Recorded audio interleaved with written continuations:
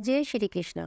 हमारे हिंदू धर्म में गुरुओं का बहुत ही महत्वपूर्ण स्थान होता है और अपने गुरुओं के प्रति अपना आदर व्यक्त करने और उन्हें श्रद्धांजलि अर्पित करने के लिए हमारे धर्म में आषाढ़ महीने के पूर्णिमा को गुरु पूर्णिमा के रूप में मनाया जाता है।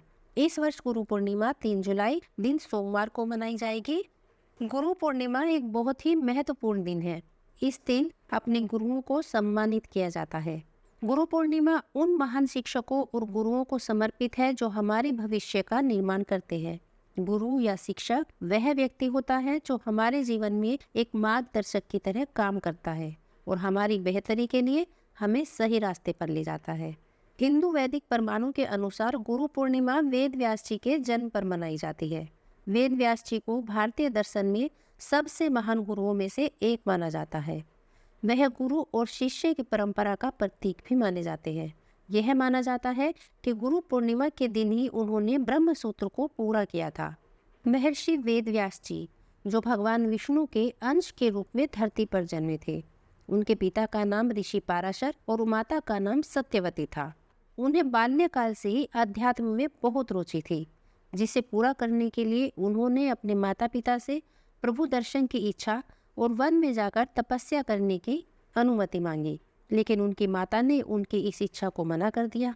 परंतु महर्षि वेद व्यास जी ने अपनी माता से इसके लिए हट किया और वेद व्यास जी के हट करने के बाद उनकी माता को उन्हें अनुमति देनी पड़ी। लेकिन उन्होंने आज्ञा देते हुए कहा कि जब भी घर का ध्यान आए तो वापस हमारे पास लौट आना। इसके बाद वेद व्यास जी तपस्या के लिए वन चले गए और वहां जाकर उन्होंने कठोर तपस्या की। इस तपस्या के पुण्य के तौर पर उन्हें संस्कृत भाषा में प्रवीणता हासिल हुई, जिसके बाद उन्होंने चारों वेदों का विस्तार किया, महाभारत, 18 महापुराण और ब्रह्मशास्त्र की रचना की। उन्हें वरदान प्राप्त हुआ। ऐसा कहा जाता है कि किसी न किसी रूप में महर्षि वेद व्यास जी आज भी हमारे बीच में उपस्थित है। इसलिए हमारे हिंदू धर्म में वेद व्यास जी को भगवान के रूप में पूजा जाता है और आज भी वेदों का ज्ञान लेने से पहले महर्षि वेद व्यास जी का नाम सबसे पहले लिया जाता है और इसीलिए महर्षि वेद व्यास जी को सबसे बड़ा गुरु मानते हुए उन्हीं के जन्म दिवस पर गुरु पूर्णिमा मनाई जाती है। स्वयं भगवान विष्णु भी अपने राम और कृष्ण के अवतार में गुरु की आज्ञा को सदैव सिरोधार्य करके चले। एक पूर्ण सद्गुरु में वह सामर्थ्य है जो प्रकृति के नियम को भी बदल सकती है, जिसे स्वयं ईश्वर भी नहीं बदल सकते, क्योंकि ईश्वर भी प्रकृति के नियम से बंधे होते हैं, लेकिन पूर्ण सद्गुरु नहीं। हमारे जीवन में गुरु की महिमा को व्यक्त करने के लिए आज मैं आपको गुरु की 2 छोटी छोटी कहानियां सुनाती हूँ। समर्थ गुरु रामदास जी का एक शिष्य था जो भिक्षा लेने के लिए गांव में गया और घर घर जाकर भिक्षा मांगने लगा। प्रत्येक द्वार पर जाकर पुकार करता, समर्थ गुरु की जय, भिक्षाम देहि, समर्थ गुरु की जय, भिक्षाम देहि। चलते चलते उस शिष्य ने एक द्वार पर जाकर इसी तरह पुकार लगाई, समर्थ गुरु की जय, भिक्षाम देहि। तभी भीतर से जोर से दरवाजा खुला और एक बड़ी बड़ी दाढ़ी वाला तांत्रिक बाहर निकला और चिल्लाते हुए बोला, मेरे दरवाजे पे आकर किसी और का गुणगान करता है, कौन है ये समर्थ गुरु? शिष्य ने बड़े गर्व से कहा, मेरे गुरु समर्थ रामदास जी जो सर्व समर्थ हैं।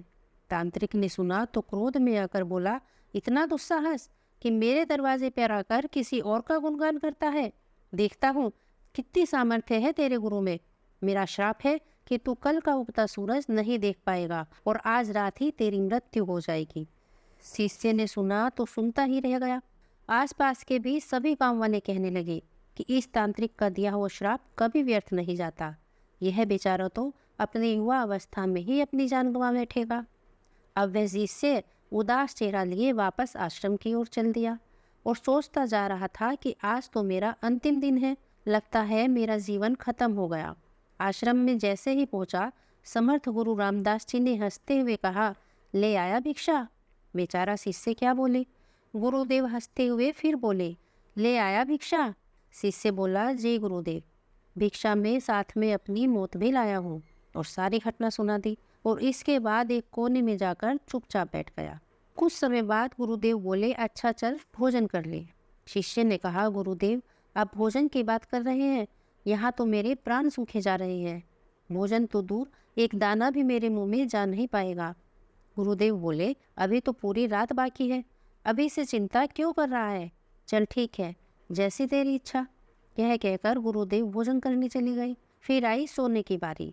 तब गुरुदेव शिष्य को बुलाकर बोले कि हमारे चरण दबा दे। शिष्य मायूस होकर बोला, जी गुरुदेव, जो कुछ थोड़े बहुत क्षण बचे हैं, जीवन के उस क्षण में आपकी सेवा करके ही प्राण त्याग करूं, यही अच्छा होगा। और ऐसा सोचकर गुरुदेव के चरण दबाने की सेवा शुरू कर दी। गुरुदेव बोले, चाहे जो भी हो जाए, पर मेरे चरण छोड़कर मत जाना।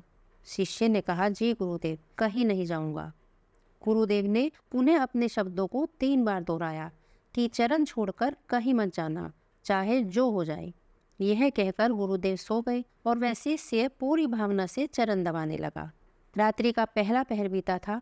अब तांत्रिक ने अपने श्राप को पूरा करने के लिए एक देवी को भेजा, जो धन से भरी थी, सोने चांदी और हीरे मोतियों से भरी हुई थी। शिष्य चरण दबा रहा था, तभी दरवाजे पर वो देवी प्रकट हुई और कहने लगी कि बालक इधर आओ और ये सोने चांदी से भरा हुआ कलश मुझसे ले जाओ। शिष्य बोला, जी मुझे लेने में कोई परेशानी नहीं है, लेकिन क्षमा करें, मैं वहाँ आकर नहीं ले सकता। अगर आपको देना है तो यहीं आकर दे दीजिए। देवी ने सुना तो कहने लगी, नहीं नहीं, तुम्हें यहीं आना होगा, देखो कितना सारा धन है। शिष्य बोला, नहीं, अगर देना है तो यहीं आ जाइए, मैं अपने गुरु के चरण नहीं छोड़ सकता। तांत्रिक ने अपना पहला पासा असफल देखा तो दूसरा पासा फेंका। रात्रि का दूसरा पहर बीतने को था, तब तांत्रिक ने उसी औरत को उसी शिष्य की माँ के रूप में भेजा। शिष्य गुरु के चरण दबा रहा था, तभी दरवाजे पर वह उसकी माँ के रूप में आई और बोली, बेटा तुम कैसे हो? शिष्य ने अपनी माँ को देखा तो सोचने लगा, अच्छा हुआ जो माँ के दर्शन हो गए, मरते वक्त माँ से भी मिल लेता हूँ। और वह औरत जो माँ का रूप धारण करके आई थी बोली, आओ बेटा, गले से लग जाओ, बहुत दिन हो गए तुमसे मिले। वह शिष्य बोला, क्षमा करना माँ, लेकिन मैं वहाँ नहीं आ सकता, क्योंकि अभी गुरु चरण की सेवा कर रहा हूँ। मुझे भी आपसे गले लगने का बहुत मन है, इसलिए आप ही यहीं आ जाओ। जब उस औरत ने देखा कि कोई चाल काम नहीं कर रही है तो वह वापस चली गई। अब रात्रि का तीसरा पहर बीता और इस बार तांत्रिक ने यमदूत रूप वाला राक्षस भेजा। राक्षस पहुंचकर शिष्य से बोला कि चल, मैं तुझे लेने आया हूँ, तेरी मृत्यु आ गई है, उठ और चल मेरे साथ। अब शिष्य झल्ला कर बोला, काल हो या महाकाल, कोई भी हो, मैं वहाँ नहीं आने वाला। अगर मेरी मृत्यु आई है तो यहीं आकर मुझे ले जाए, लेकिन मैं गुरु के चरण नहीं छोड़ूंगा। बस यह सुनकर वह राक्षस भी चला गया और इसी तरह चरण दबाते दबाते सुबह हो गई। सुबह हुई, चिड़िया अपने घोंसले से निकलकर चहचहाने लगी, सूरज भी उदय हो गया। गुरुदेव रामदास जी नींद से उठे और बोले, सुबह हो गई? शिष्य बोला, जी गुरुदेव, सुबह हो गई। गुरुदेव बोले, अरे तुम्हारी तो मृत्यु होने वाली थी ना, तुमने ही तो कहा था कि तांत्रिक का श्राप कभी व्यर्थ नहीं जाता, लेकिन तुम तो जीवित हो। शिष्य भी सोचते हुए बोला, जय गुरुदेव, लग तो रहा है कि जीवित ही हूँ। और फिर रात्रि की सारी घटना याद की। फिर समझ में आया कि गुरुदेव ने क्यों कहा था कि चाहे जो भी हो जाए चरण मत छोड़ना। शिष्य गुरुदेव के चरण पकड़कर खूब रोने लगा और बार बार यही कह रहा था कि जिसके सर पर आप जैसे गुरु का हाथ हो, उसका काल भी कुछ नहीं बिगाड़ सकता। गुरु की आज्ञा पर जो शिष्य चलता है, उससे तो स्वयं मौत भी आने से एक बार नहीं अनेक बार सोचती है।